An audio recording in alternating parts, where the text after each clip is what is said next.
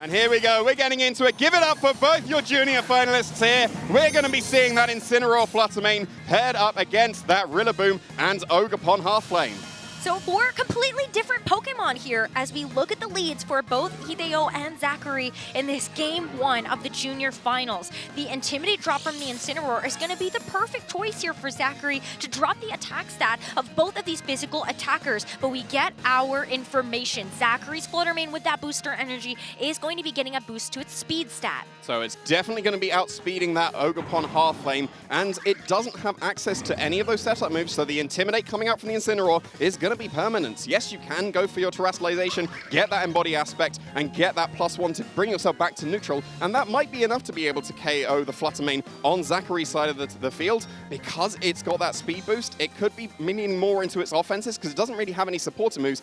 I wouldn't be surprised if that would be enough to be able to pick up the knockout on that Fluttermane. And Fluttermane aren't known for their physical defense stat, so it's very important that the Incineroar is there to try to help mitigate some of that incoming damage. But as you said, maybe this Fluttermane wasn't going to be trained to actually get through any of those attacks anyway, even with those Intimidate drops in place. And that Intimidate drop is going to get neutralized by the fact that Hideo has used the Terrestrialization on this first turn to give an Embody aspect boost over to this Hearthling Ogerpon. Not only is it going to get a boost to its Fire-type Ivy Cudgels, but it also gets that +1 to its attack stat to neutralize the Intimidate. Yeah, and the Ivy Cudgel went into a Protect on the Fluttermane, potentially scared of that knockout. And now, what a fantastic first turn for Zachary here. That was a double up into the Fluttermane with the Wood Hammer.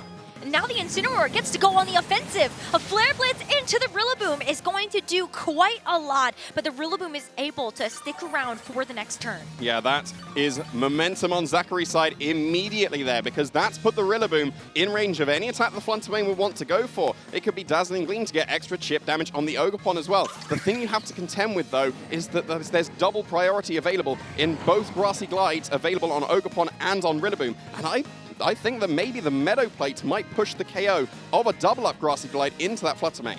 Because not only are you getting priority from the grassy terrain getting set up, but you're also getting increased damage to your grass-type attacks alongside the metal plate that Rillaboom has for that same type attack bonus. But Rillaboom sees the threat in front of it. A KO from either the Fluttermane or the Incineroar would put Hideo down a Pokemon already in this game number 1. So instead, Hideo brings out his own Incineroar to get an Intimidate drop onto the Incineroar across the way and maybe make Fake Out available for later. Zachary sees the appointment to be able to go for a Shadow Ball, but now it's going to be the Ivy Cudgel back in response at neutral with the increased damage there from the Hearthflame Mask. It is a one-hit knockout into the Fluttermane. Yeah, no Grassy Glides needed there. And there's that parting shot from the Incineroar. It did just get intimidated by the Incineroar on Hideo's side of the field, but no, getting straight back out there. And that's going to be really, really nice for Zachary, because now you can put that Ogerpon down to -1 when you switch out. You're going to be bringing something in, and Incineroar could easily rejoin the fray here. And this is where things get kind of interesting, because if Incineroar does come back out, not only do you get an Intimidate drop, as you said, to kind of bring that Hearthflame down to -1, but you also actually threaten a Fake Out. Maybe you can keep your own Urshifu safe when that has been the Pokemon to join the fray. Yeah, but it's not the Incineroar joining the field. We've got the reveal of all 4 of Zachary's Pokemon. Now, that was the Ogerpon Halflane that has joined the field for the Urshifu. If the Incineroar had joined the field, we haven't seen the speed orders between the 2 Incineroars, and then the Fake Out mind games becomes incredibly risky when you don't have access to that information. If you knew your Incineroar was faster on Zachary's side of the field, this would have been an easy Fake Out into the Incineroar and an Aqua Jet to KO the Ogerpon. But not knowing those speed orders is probably why Zachary's opted in for that Ogerpon Halflane instead. Now, you can just go for a safe double protect in the face of the Incineroar's Fake Out potential, and then maybe you can threaten with those Aqua Jets in the future. But keep in mind, we still got the grassy terrain on the field. A Grassy Glide would still prioritize, or out-prioritize, I should say, that Aqua Jet. Yeah, and I think that's where you've got to kind of start to look at the other differences between these 2 Ogerpon. As a reminder, Hideo's is running Stomping Tantrum, not actually any supportive option in the Follow Me, whereas we see the Ivy Cudgel and the Wood Hammer here for Zachary. It's going to be a complete disruption of the board state as we see Hideo remove the Ogerpon from his side of the field, bring out the Raging Bolt to reveal that final Pokemon in this game, and Zachary goes out on the offense. Yeah, it's going to be a terrestrialization of the Ogerpon Half-Flame apiece, and I think that Zachary might just be getting away with free damage here, given that there was that double swap out into the Rillaboom and the Raging Bolt. The Rillaboom is really unhealthy as it makes a reappearance here, and if you lose the Rillaboom now, you will not have that Grassy Glide for the remainder of the game. Oh! Zachary is going to be able to get away with a KO here as the Rillaboom switches into the Ivy Cudgel, and now it is going to be a Pokemon down a piece here in our first game. Yeah, and that's taken care of the Grassy Glide that could have gone into the Urshifu. Yes, there is still the Ogerpon Half-Flame waiting in the back, but the grassy terrain is now limited because we've only got, I think it's one more turn of that grassy terrain, but you still do have access to Fake Out. If the Rillaboom had got away with that switch in, you can still have Fake Out pressure. But of course, with the Pivot Pals, you've still got Incineroar waiting in the back to get that Fake Out pressure and also get a crucial Intimidate onto that Ogerpon to cancel out the Embody aspect. Now, the Ogerpon on Zachary's side of the field does have access to Follow Me, so you cannot safely go for a Thunderclap into the Urshifu. But you do have access to other attacks here. You don't necessarily need to go for the Thunderclap. You can just go for the regular old Thunderbolt instead. Not Thunderbolt, the Electroweb would be able to bypass the Follow Me very, very nicely and get that extra speed control on the boards. I think this is going to be a pivotal turn as we look at this Raging Bolt, hoping to get some damage down onto the board. As you called out, Thunderclap isn't necessarily safe, but it feels like a great option to be able to threaten this Urshifu, and Zachary doesn't want to leave this up to chance. Even with the Electroweb having a chance to miss, you can bring your Incineroar back out and have that Fake Out for the next turn. The other thing that this is going to help you out with is the physical output of this Incineroar, but it's going to be the Ogerpon to move first. It just goes for the Ivy Cudgel, something that the Raging Bolt is able to resist fairly comfortably. It's going to take 3 more to actually knock it out. And with the Dragon Pulse, I think that's another reason why you really like to be able to see that Incineroar switch in. This is not damage that the Urshifu had to take, and it gets to keep its Focus Sash intact. It does, but you do get the pivot out of the Incineroar to be able to get some Intimidates going once again. Of course, we know what's going to be coming in here. The Rillaboom's already being carried. It has to be that Ogerpon Half-Flame on Hideo's side of the field that now will be at +1 because you have already got the Incineroar on Zachary's side of the field already there. It can't switch in to get that Intimidate. So Hideo's is going to be at full power. And if Hideo wants, can switch out that Raging Bolt into the Incineroar once again and really neutralize the damage that could be coming out on Zachary's side of the field.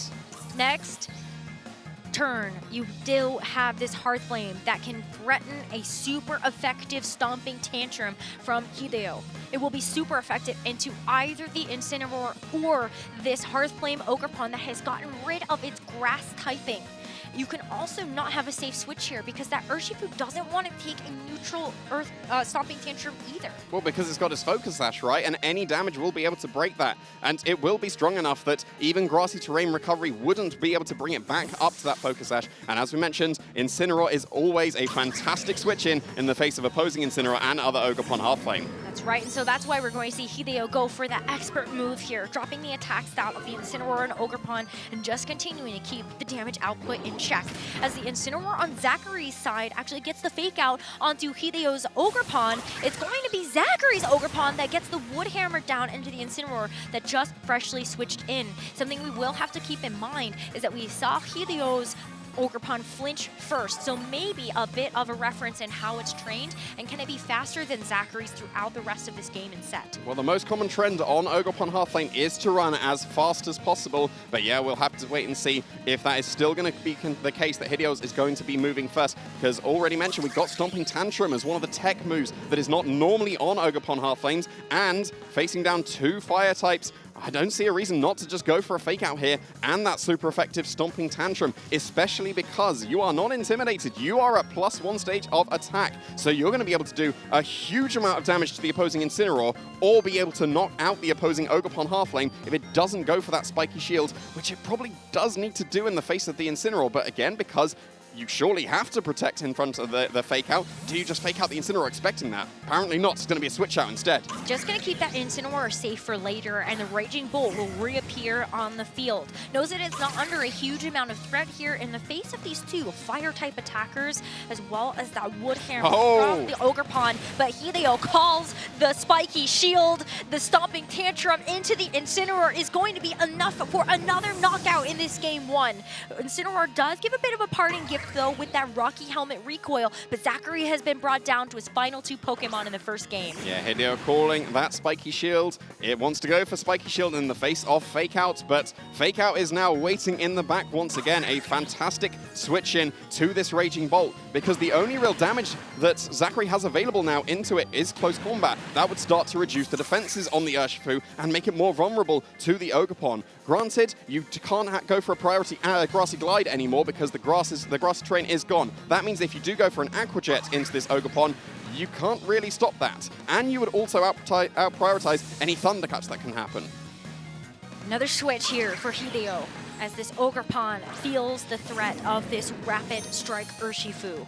The Incineroar comes in to try to delay some of that incoming damage, but with this Intimidate drop, it is going to at least help out a little bit with the Aqua Jet, but it's not going to deal with this surging strikes that can be coming through with those critical hits. Incineroar gets his Citrus Berry to recover up some of that damage, but now the Ogerpon is ready to fight. The Ivy Cudgel again into the Raging Bolt. It's going to do less damage now as we see these Intimidate drops start to stack up, and Hideo is able to hit both Pokemon with this Electro Web. The speed drop's going to be really nice here to deal with this Urshifu and maybe force it into a position that it has to be stuck going for Aqua Jet because it is just nervous about the speed interaction. Well, depending on how the Raging Bolt has been trained, if it is trained quite speedy, you can get away with that with Assault Vest. Thunderclap might be able to out-prioritize an Aqua Jet, but at the same time, you've still got Fake Out pressure available to you. You can easily go for the Fake Out into the Urshifu, stop those Aqua Jets coming out, or maybe even a Surging Strikes to be able to KO the Incineroar at this point, and that might be why we see a potential double protect here, because there's at least one of them,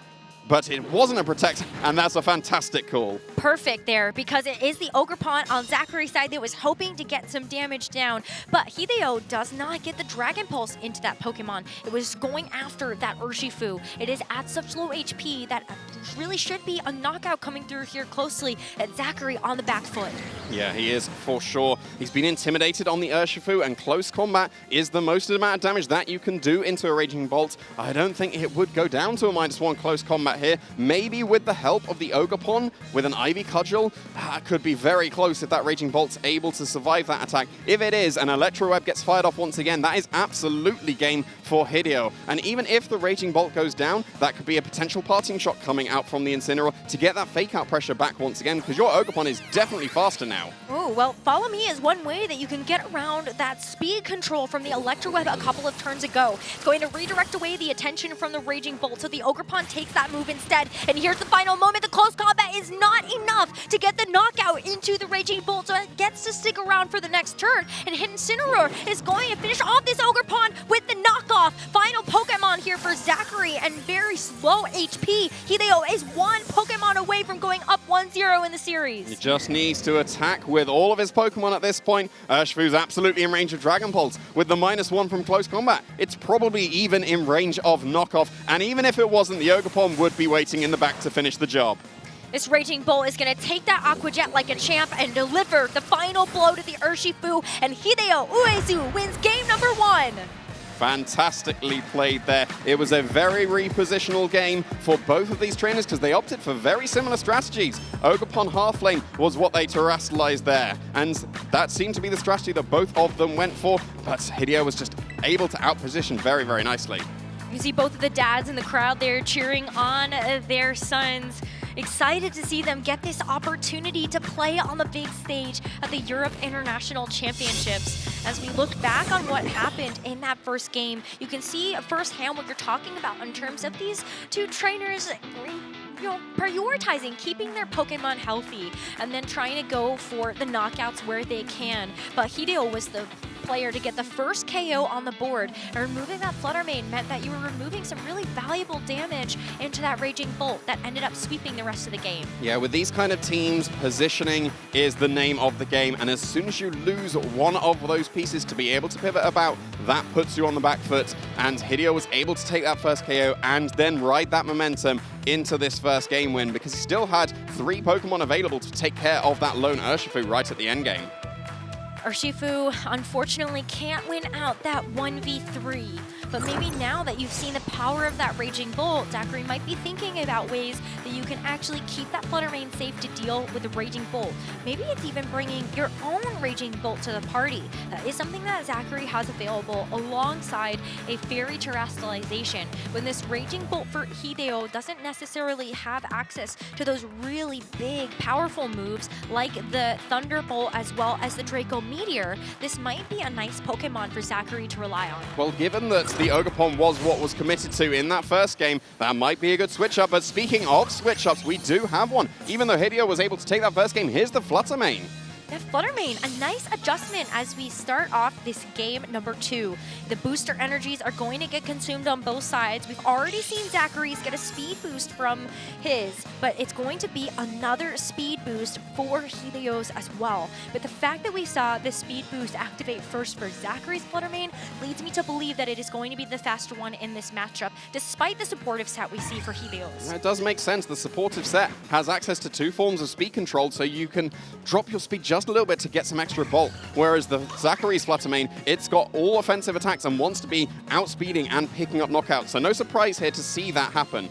And we'll have to wait and see if that Shadow Ball, because it's not a special attack boost, it's a speed boost, whether that will be able to pick up the knockout on the Flutter Mane. But given it's probably a bulkier one, it should be able to survive that attack. That will allow it to go for any speed control it wants, whether that's the Icy Wind or the Thunder Wave, or even just keep itself safe and switch out. It is going to switch out. It does mean that Hideo is going to lose the booster energy for the remainder of the game since it got consumed and the Flutter Mane no longer has access to it. But it's the Incineroar that comes in to take its place, and Urshifu goes for a safe detect. Hideo does have access to Terra Steel on this Urshifu, which would make it nice and safe from these Fairy-type attacks from this Flutter Mane, but Incineroar, a great defensive switch here to deal with the Shadow Ball from Zachary's and to protect to deny the Wood Hammer. Yeah, that was a really, really nice switch in there for Hideo, both getting fake out pressure on the board to be able to fake out that Ogerpon and keep the Urshifu safe from those grass-type attacks, and that allows you to go for your Terrestrialization very, very comfortably. The Terra Steel on the Urshifu is going to allow it to survive anything the Flutter Mane would want to go for, and usually a Mystic Water Surging Strikes is enough to be able to pick up a knockout on the Flutter Mane. So maybe you take a Moonblast or even a Shadow Ball, but if you switch something in, which is what Zachary is going for, you're almost certainly taking a Surging Strikes, but Raging Bolt's a good switch in for that. It's perfect. A nice adjustment here for Zachary, as this was the Pokemon that gave him a lot of trouble on Hideo's team. Both trainers have very similar Pokemon across their teams, and so the Raging Bolt may be perfect as the Urshifu is getting ready to strike. Terra Steel is a nice defensive Terra versus the Flutter Mane, and with this fake out, you're going to deny a super effective Ivy Cudgel from the Hearth Flame. As Surging Strikes are just going to tickle this Raging Bolt and start to chip it away. Yeah, that's a really, really nice switch in with that Raging Bolt. If that had been a Surging Strikes into the Ogerpon Hearth Flame instead, that should have been enough to pick up the knockout, because Ogerpon Hearth Flame can survive a Surging Strikes, but probably not with the fake out chip that happened on that previous turn. And now the Terra Steel is potentially going to come back to bite this Urshifu, because now you've opened yourself up to be Ivy Cudgel. Granted, you've intimidated the Ogerpon, but we saw that Zachary was perfectly happy to use that Terrestrialization in that first game. He might need to Terrestrialize again to be able to pick up that knockout on the now Terra Steel Urshifu, but that would be able to really, really put on the offense for him. Oh, absolutely would. Knowing that you're also going to be using that Ogerpon to try to deal with the Flutter Mane that Hideo had already revealed at the very beginning of this game too. But one thing's for sure, Zachary does need a knockout. It's going to barely miss out on the KO onto the Urshifu, which leaves his Ogerpon vulnerable to the Surging Strikes. It's going to be quite close though, as it takes the first one. The second one is going to bring this third one down to a roll, and this Ogerpon hangs on. It loves Zachary so much to be able to give this Ogerpon another chance, as Raging Bolt for Zachary goes on the offense to try to get some damage down into this Incineroar. Yeah, and it's going to be able to activate its Citrus Berry. Get Back Very Health and is yet to move, and it's going for the knockoff. So that's going to remove the Citrus Berry from the Raging Bolt instead, and that will not be able to consume that and will be stuck at half HP now. So yeah, that Ogerpon survival, really, really clutch there, because a Mystic Water Urshifu has the potential to be able to knock out that Ogerpon, so maybe some extra training into that Ogerpon has paid off for Zachary here. And now you can knock it out potentially just with an Aqua Jet. And there's no grassy terrain on the field, so you can't out-prioritize anything. You can just go for the Follow Me to keep the Raging Bolt safe. But I don't think you particularly need the Raging Bolt to be safe from the close combat, because you'll be able to respond with maybe a Thunderclap into the Urshifu as well. The Incineroar is incredibly healthy. It can go for a parting shot now and reposition once again. Well, you can't go for the Thunderclap if you expect this Urshifu to go for the priority Aqua Jet, right? Because this Urshifu is likely going to be faster. But this Ogerpon is still going to try to help this Raging Bolt out as much as possible. We saw the Thunderbolt start just tip away at this Incineroar, but maybe something else you can fish for is going to be that paralysis. If this Incineroar can't break through, then it would be stuck on the field, but it does. It gives Hideo the chance to get the parting shot attack drop onto this Hearth Flame Ogerpon through Zachary, and also give Hideo a switch. Yeah, and that switch could very easily be that Flutter Mane to threaten the Moonblast KO into the Raging Bolt. Granted, its booster energy has already been activated here, but that doesn't matter. It's absolutely going to outspeed an opposing Raging Bolt. And now we're in a position where what is going to stop an Aqua Jet into the Ogerpon, get past any Follow Me's that could have kept the Raging Bolt safe, and then a Moonblast into that Raging Bolt. Maybe you need to consider your Terra Fairy, even at this low HP, so you'd be able to survive that attack? Or do you just let both of these Pokemon go down here? Or maybe you can even protect the Raging Bolt, because it is that Citrus Berry set. It does have access to protect. Just sacrifice the Ogerpon potentially to the Aqua Jet. Although that could potentially be risky if Hideo was able to call that and just go on the offensive with Surging Strikes instead. Zachary's going to repeat Follow Me on the Ogerpon because this Raging Bolt is so important. Going to get knocked out to the Aqua Jet from the Urshifu, so it's this Raging Bolt staring down the Urshifu and the Flutter Mane on the other side. The Thunderclap is good, though, for the extra priority damage into the Flutter Mane before it has to take this Moonblast in return, and that is a knockout to a Pokemon down here. Hideo still has 4 in this game, and he's getting so close to be able to take this. Yeah, that Thunderclap might be very crucial here to definitely put that Flutter Mane into Shadow Ball range. Usually, a speed-boosting Flutter Mane is not strong enough to be able to knock out from full HP, but the Flutter Mane, of course, is no longer at full HP and should absolutely be in range of that attack. And we saw on that first turn of Game 1 that the Flutter Mane activated its booster speed first on Zachary's side of the field. So regardless of the fact there's no booster energies available anymore, those speed orders should be pretty similar, and the Flutter Mane on Zachary's side of the field can potentially get away with that Shadow Ball into that Flutter Mane, and then the Urshifu on Zachary's side of the field can maybe potentially pick up the knockout there with an Aqua Jet. It probably should be able to, given it's now a Steel type. I think that Zachary just sees the Terra Fairy button as a perfect time to let loose and let this Flutter Mane show off its special attack training. Hideo is going to bring back in this Incineroar, going to stop anything like a close combat, but you would still not be able to help out there with those Surging Strikes with that Intimidate.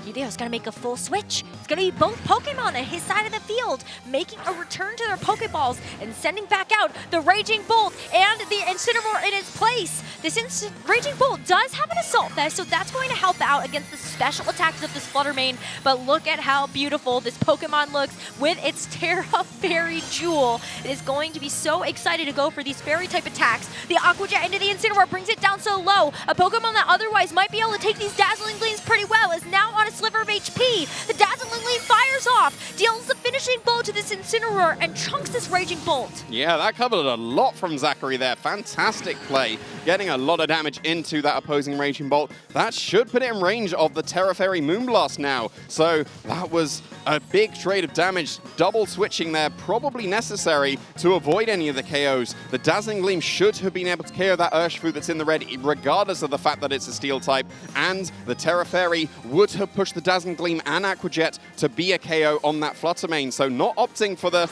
well, I can see the Shadow Ball would be able to KO this, let me cover my bases, because now you can go for exactly the same thing now that the Flutter Mane's back on the field. Pokemon deficit for Zachary, as the Urshifu and the Flutter Mane are going to be the final Pokemon in this game to keep Zachary in this set. But Hideo still has some very healthy Pokemon left, as this Flutter Mane is going to be switching back in since that Incineroar got knocked out. With those speed interactions, Zachary still might be the first to strike with his own Flutter Mane, but now that you know the Terrestrialization has been spent on both sides, you don't have to worry about that mechanic getting in the way. No, I think I would probably still give the momentum here to Zachary, even though he went down to the last two Pokemon at the beginning, mainly because of the fact his Flutter Mane is still surely the faster of the two. And it is going to be the case as we see it move again in the face of Hideo's Terra Fairy Moonblast. is going to secure the knockout into the Raging Bolt, and that's going to tie up our second game. 2 Pokemon left here for Hideo. Icy Wind comes out from the Flutter Mane, try to get the speed drop onto the Flutter Mane across the way. Zachary has been faster, and so this Icy Wind, critical to get Hideo's Flutter Mane to be one of the fastest Pokemon. Yeah, that might give a window of opportunity here for Hideo. Now that you know your Flutter Mane is going to be outspeeding the opposing Flutter Mane on Zachary's side of the field, and potentially the Urshifu. Given that it's a Mystic Water set, we don't know its training and whether it will be able to outspeed an opposing Flutter Mane that is at -1, but they usually are. So we'll have to see. Is the Urshifu on Zachary's side of the field going to be faster as well? Because we know how low that Urshifu is. It's a Steel type now as well. It will take a neutral hit from an Aqua Jet, and of course you can't protect from that because of Urshifu's ability. So yeah, you could very easily here just go for the Aqua Jet into the Urshifu on Hideo's side of the field, pick up the knockout there, and because this Flutter Mane on Hideo's side of the field is much more supportive, you won't be able to do the damage you need. And even if you could, there's still the Focus Sash available on Zachary's side of the field. Hideo's options here, get rid of the Flutter Mane. It is going to be a huge damage threat to the Pokemon that Hideo has left, especially in terms of that speed. But you're right that the Focus Sash from the Urshifu can get in the way. So Hideo has got to make the call here of what is going to be the most important, the damage threat of the Flutter Mane, or the fact that this Urshifu gets a chance to stick around for the next turn if it hangs on with that Focus Sash. Yeah, we'll have to see the damage that can be coming out here from either of these Flutter Manes. But we did see that Dazzling Gleam was the move of choice coming out for Hideo, and it is Aqua Jet into the Flutter Mane.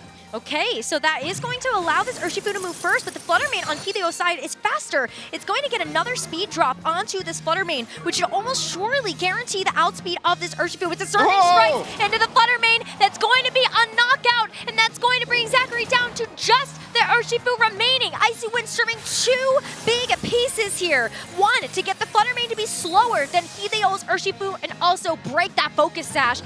I think this is going to be it, boy.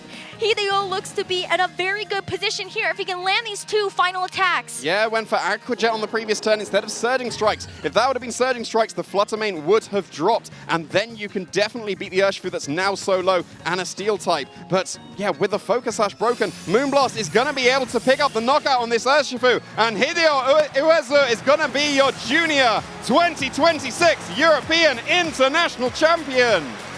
What an incredible performance by this little junior that came over all the way from Japan.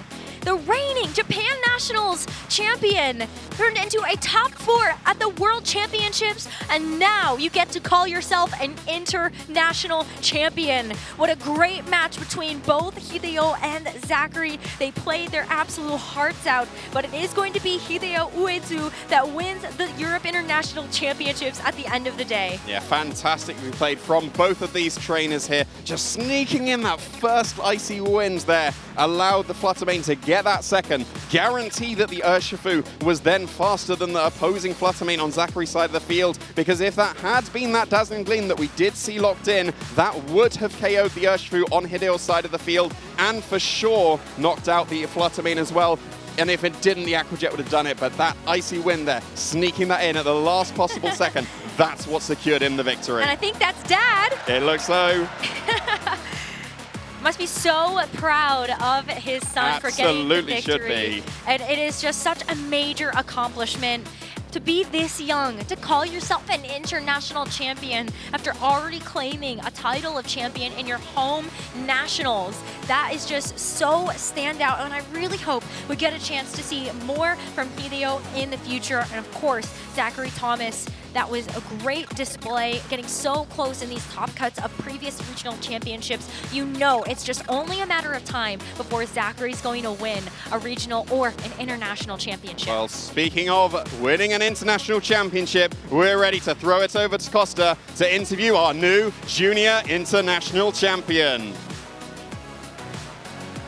Thank you very much. We have got a new champion amongst us, so please make some noise for our EUIC Junior Champion, Hideo Uezu!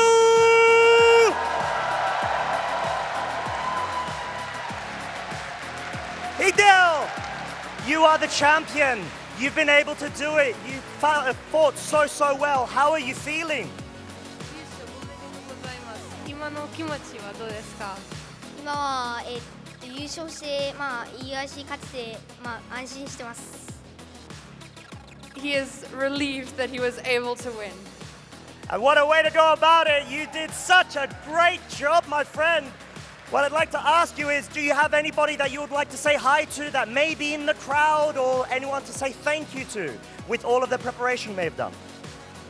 応援した人、ありがとうと言いたい人、挨拶したい人いますか？3ヶ月間、指導してくれたアルカナさんと、僕の友達の雄大くんです。